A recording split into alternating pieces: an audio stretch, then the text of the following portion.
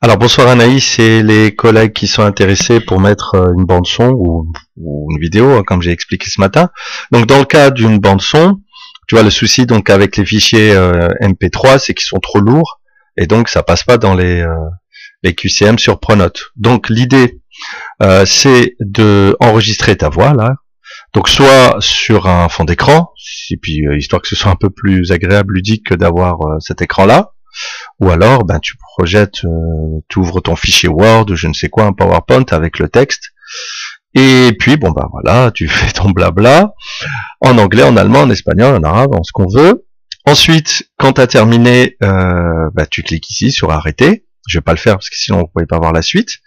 Il va se passer quoi? Dès que tu vas cliquer sur arrêter, il y aura instantanément ta vidéo qui va apparaître puisque PowerSoft va te l'enregistrer, regarde, d'office, dans son dossier. Donc moi, tu vois, il l'a mis sans que je dise quoi que ce soit dans mes documents, à PowerSoft, et puis là, PowerSoft Online Screen Recorder. Là, il y a toutes les vidéos que j'ai faites depuis ce matin, et il y aura celles que tu auras faites à l'instant. Ensuite, tu vois, il y a les dates avec les heures. Donc, après, maintenant, l'objectif, c'est de mettre cette vidéo en ligne. Parce que l'affaire, c'est pas compliqué, hein. C'est un clic pour lancer, un clic pour stopper. Après, il faut se connecter sur YouTube. YouTube, c'est mieux d'y passer par Google. Parce que normalement, si tu as un compte Google, tu as un compte YouTube associé.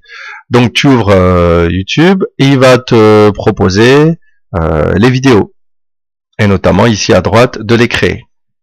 Tu cliques sur créer et tu demandes mettre en ligne une vidéo. Il va t'ouvrir une fenêtre dans laquelle il attend un glisser-déposer. Donc tu ouvres le dossier à PowerSoft avec la vidéo de 19h57 là, ok. Et je vais en prendre une, voilà, celle-ci. Et tu fais juste un glisser-coller et c'est parti. Tu vois, elle est en train de se convertir. Maintenant, il attend un titre, ce qui va la mettre en ligne.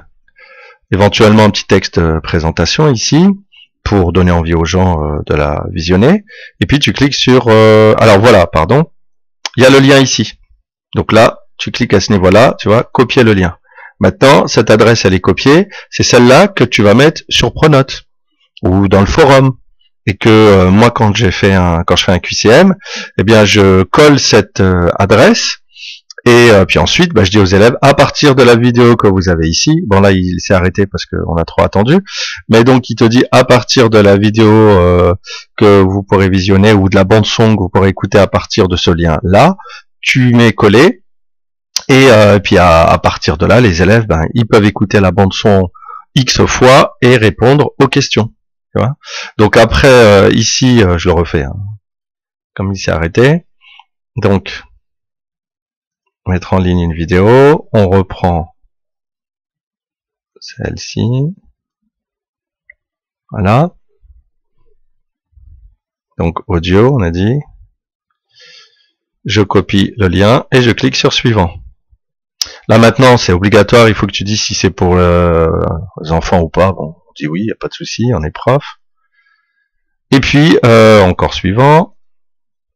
Et là, si tu veux qu'elle soit publique ou pas, bah publique. Là, tu cliques sur publier, ok. Donc là, il me dit ce fichier est la copie d'une vidéo que vous avez déjà mise en ligne. Donc j'ai déjà mise tout à l'heure, c'est pour ça qu'il veut pas. Mais la procédure était terminée, tu vois, visibilité. Et à partir de là, eh bien, tu peux donc tu reprends l'adresse, ok. Tu la colles là-haut sur une barre adresse. Et à partir de là, on peut la visionner sans problème. Voilà, j'espère que le petit tuto t'aura été utile et à d'autres. À bientôt, au revoir.